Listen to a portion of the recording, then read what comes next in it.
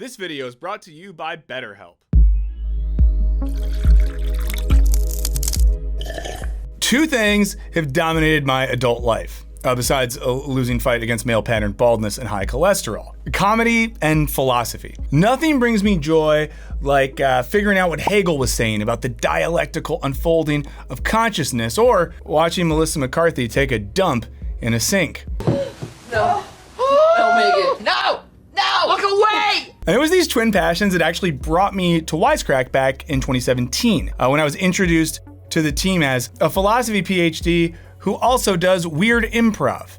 And, I might be onto something here, because in recent years, it's become almost cliche to declare that comedians are the new philosophers. TJ Miller was one of the first prominent comedians to say so, and he even called one of his most recent tours the Philosophy Circus. He's also done or been accused of lots of weird and bad things, so maybe who cares what he thinks. And for a while, there was even a podcast called Modern Day Philosophers that featured comedians chatting about philosophers. Meanwhile, stand-up specials have started to feel more and more like high production value college lectures, where we value the performer's argument rather than their comedy chops. We think reputation is more important than anything else, including humanity.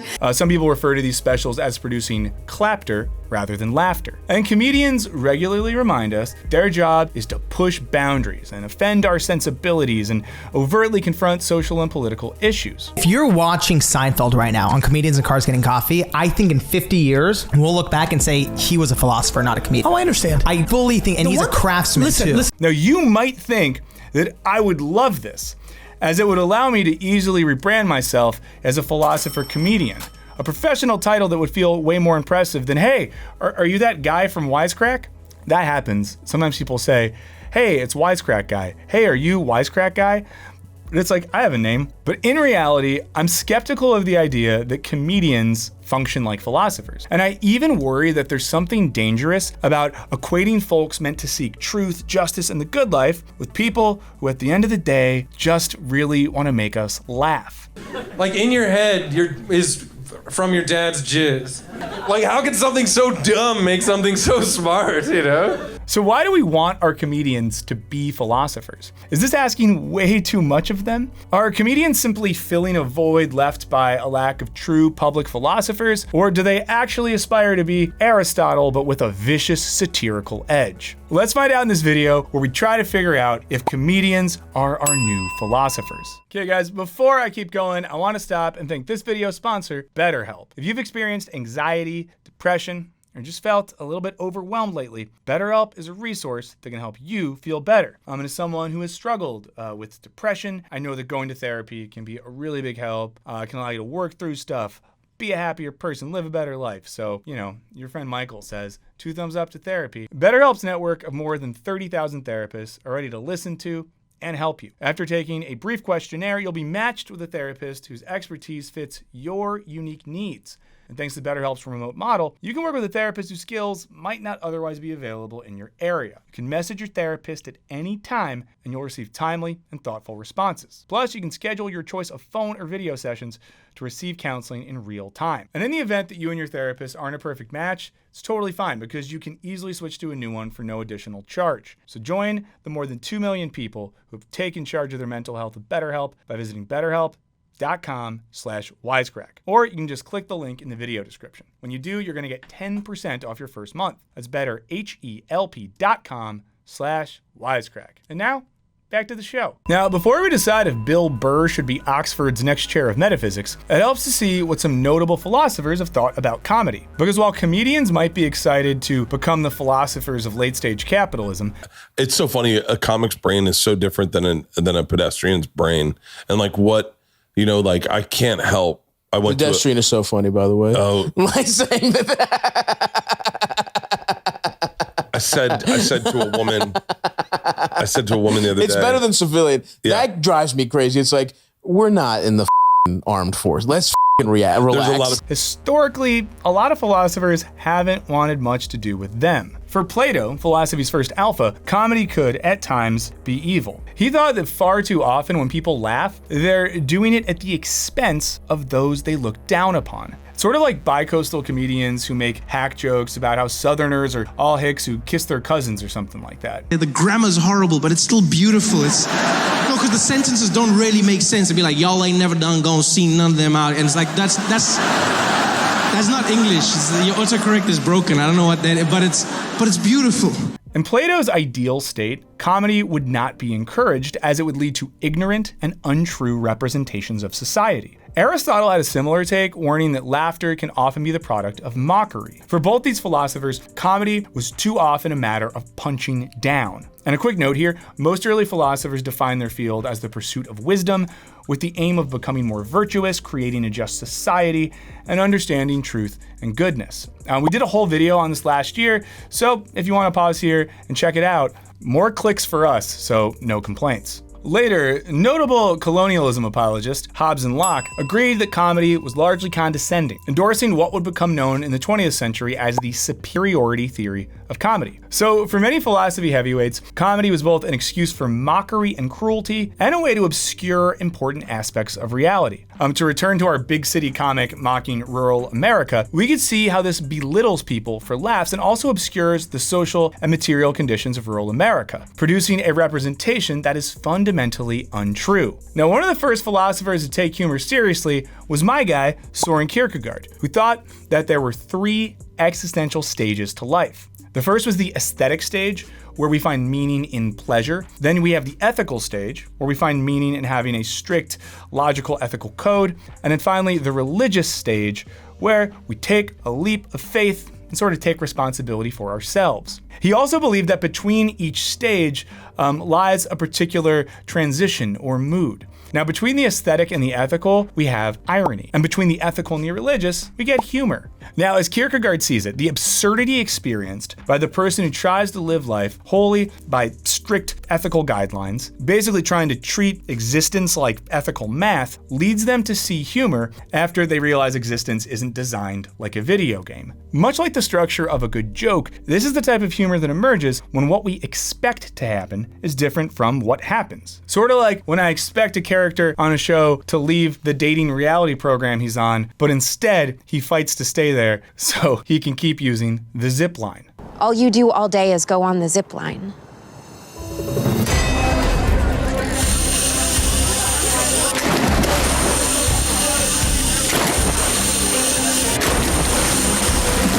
Lots of Kierkegaard-inspired contemporary philosophers went on to take jokes more seriously. Now, we touched on this in our video on right-wing comedy, where I also talked about Todd McGowan's work. Now, for my money, he's the most interesting philosopher currently writing about comedy. In his book, Only a Joke Can Save Us, McGowan uses the language of psychoanalysis to update Kierkegaard's take on the comic. Now, McGowan writes that comedy occurs when we are surprised by a conjunction of lack and excess. An excessive response to lack, or the emergence of lack occasioned by excess, reveals how every lack is excessive and every excess is lacking. When the coincidence of lack and excess surprises us, this is the comic event. And take one of Kierkegaard's famous examples, involving the odd humor between the ethical and religious within the biblical story of Abraham and Isaac. Now, while a story about God telling a father to kill his son might not make you type LOL, we can see this as an example of lack juxtaposed with excess. Now, the excess is the dramatic tale of a father commanded by God to do the most unimaginable thing, slaughter his son. And the lack is the dubious reasoning of this horrible act, I don't know, God said so. And spoiler alert, if you've never read the Bible, God eventually says psych, and he doesn't kill his son. You want to tell me what the f*** that was? Let me know in the comments what you think the funniest part of the Bible is. A similar psychoanalytic approach is also taken by Alenka Zupančič in her book, The Odd One In. Now, she argues that comedy is less about pointing at an external thing and laughing. Like we look at those people doing that dumb thing and we laugh at them, but rather realizing that the supposedly external thing is actually internal. So like we look at those dumb people doing the dumb thing and realize we are those dumb people. A lot of people drink and like wine, but let's be honest, at least 90% of us are not experts in the field of wine. But we go out to restaurants, we all play this sort of bullshit production.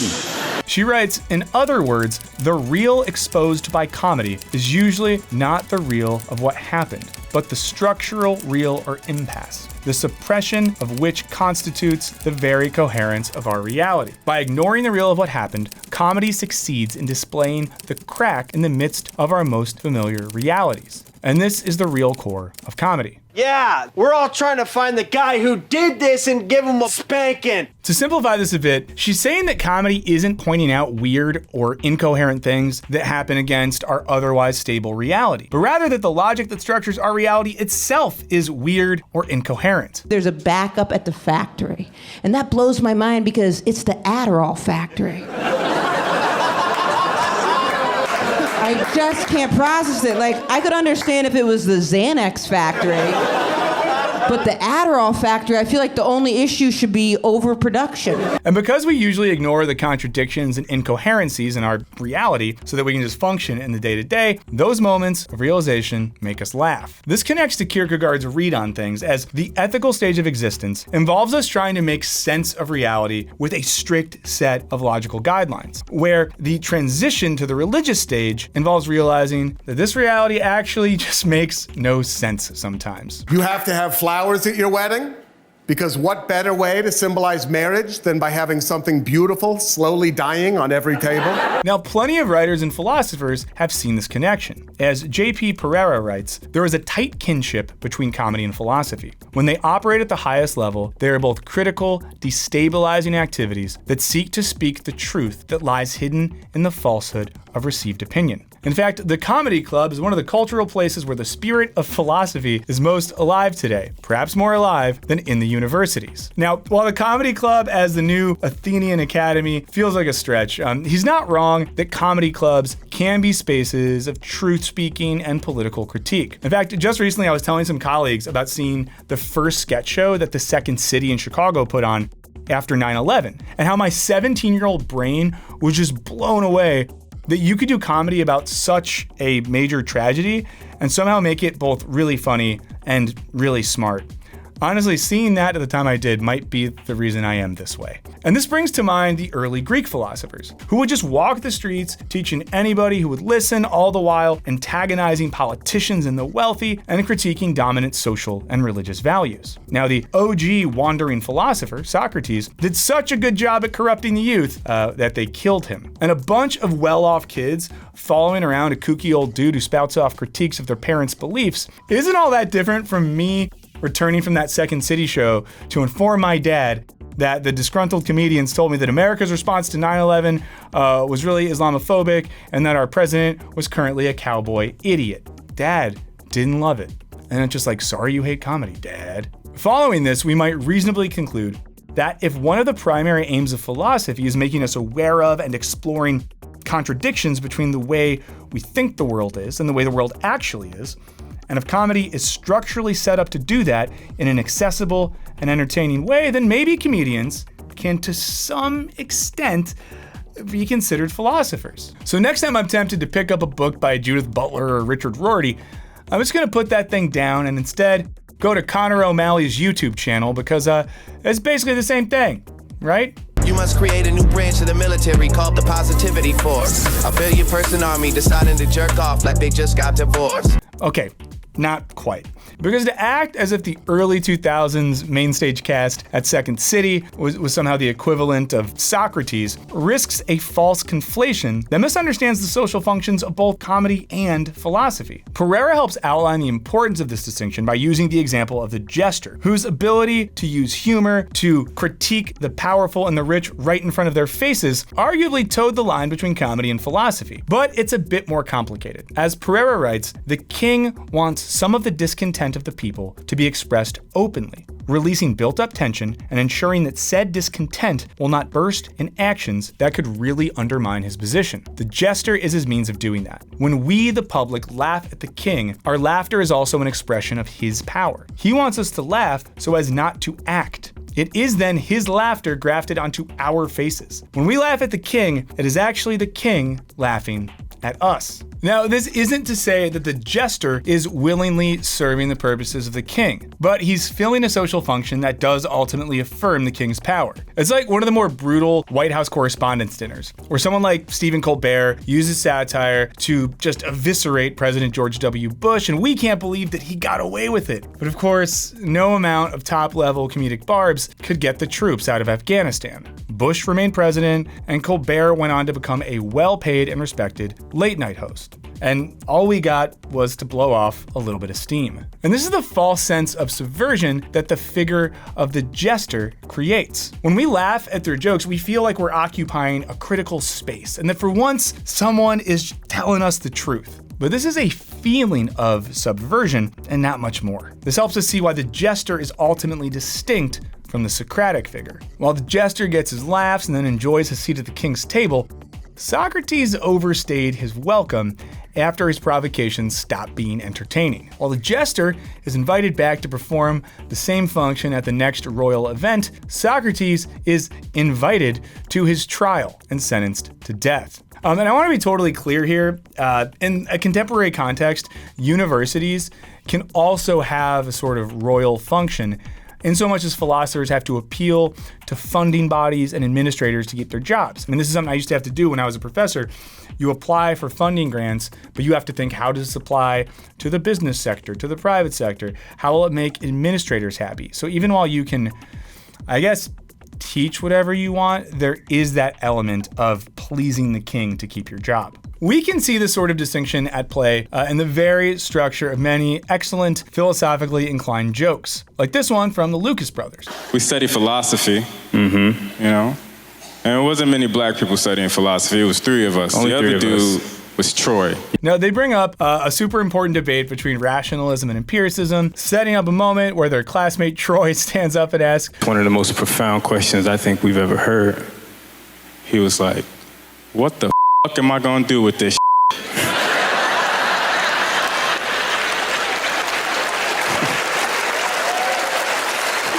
Now, because they're good comedians, they use philosophy to lure us in and surprise us by pointing out the potential uselessness of the entire discourse. Now, to again use McGowan's language, they describe the excessive nature of philosophical debates, in this case, empiricism versus rationalism, and then use a punchline to point out the lack contained within that excess. You know, like, what's the point of knowing any of this? And in doing so, they're, of course, playing with philosophical ideas, but as comedians, the aim is to make us laugh. The real danger comes when we start looking to comedians as philosophers, because even more philosophical and political comedians are just trying to make a living telling and writing jokes, which is what they should be doing. But when we lay this expectation on them, it's like we're trying to learn astrophysics by watching The Big Bang Theory. We can see that MA equals MG, and what do we know from this?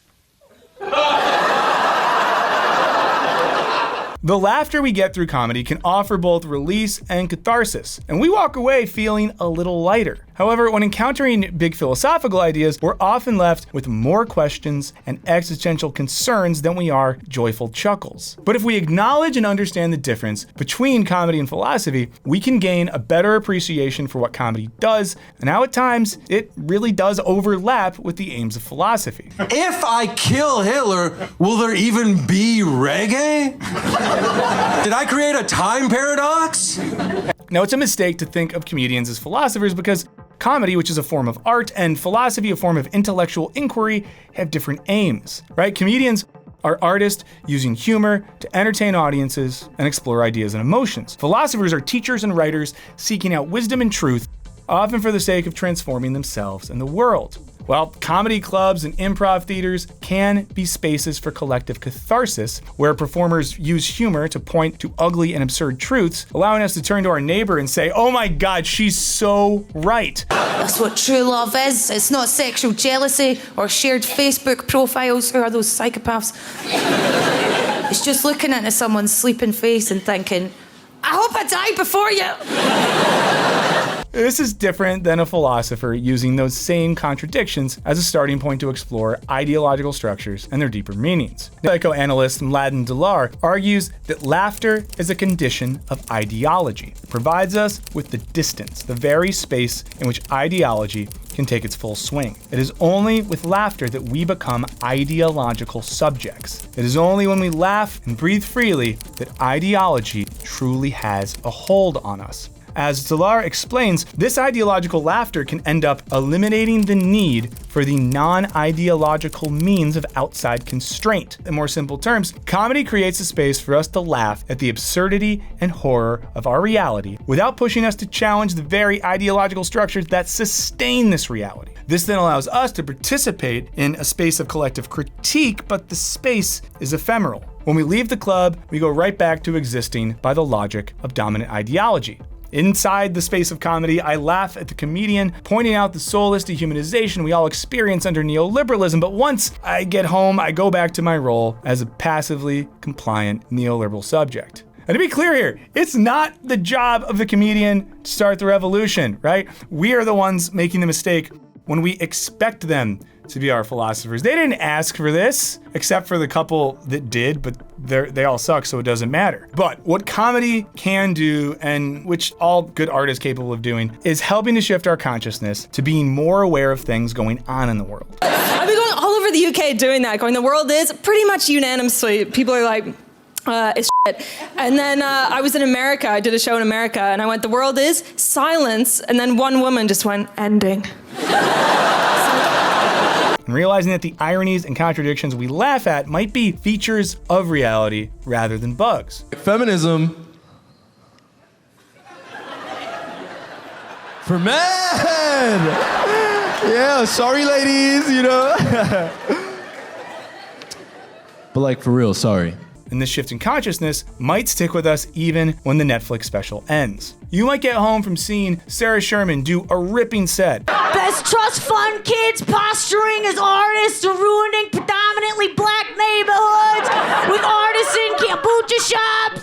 And then just keep thinking about how weird our culture has gotten, and then you pick up a book by Julia Kristeva to better understand it. Now, this is why for Kierkegaard, humor wasn't an end in itself, but was a transition between the ethical and the religious stage. Comedy helps us realize the absurdity of seemingly consistent logical systems so we can move on to a stage of life where we take responsibility for our existence. Kierkegaard calls this transition a leap of faith because it involves subjective action, or risk. When philosophy or comedy are done at the highest level, they both involve a serious element of risk. The risk of upsetting powerful institutions and those who sustain them. The risk of offending or alienating an audience. The risk of losing favor in a community, and the risk of pissing off the very folks that fund your profession.